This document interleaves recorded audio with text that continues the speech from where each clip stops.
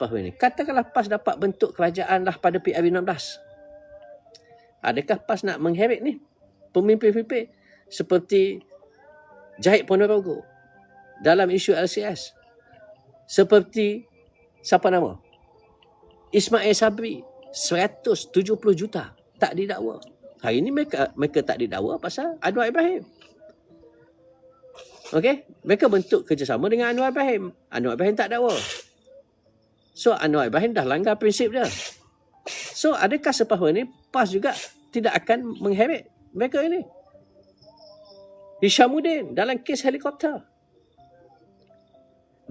Mak Hassan, Zahid Ponorogo. Ini yang kita agak keliru lah.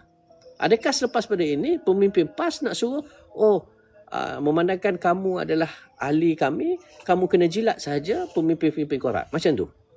Tak betul. Memandangkan kamu sokong kami adalah sebuah parti Islam. Okey? Kamu kena menghalalkan tindak tanduk yang dilakukan oleh pemimpin UMNO yang korup itu. Oh, demi penyatuan. Tak betul.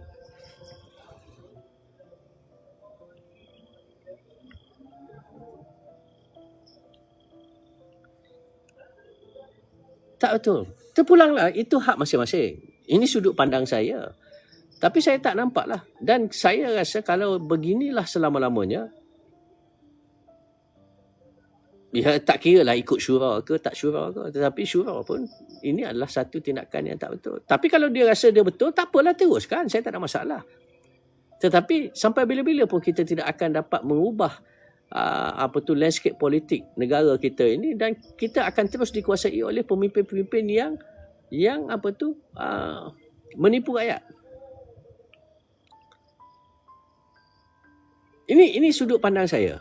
Sebab itu saya kata, poin kita sekarang ini, saya menyokong PAS ini, saya mengharapkan PAS ini dapat betul-betul melawan kepimpinan yang korup. Itu saja. Dan hari ini majoriti orang Melayu terutama sekali beralih sokongan daripada sebelum ini menyokong UMNO dan hari ini menyokong PAS kerana mereka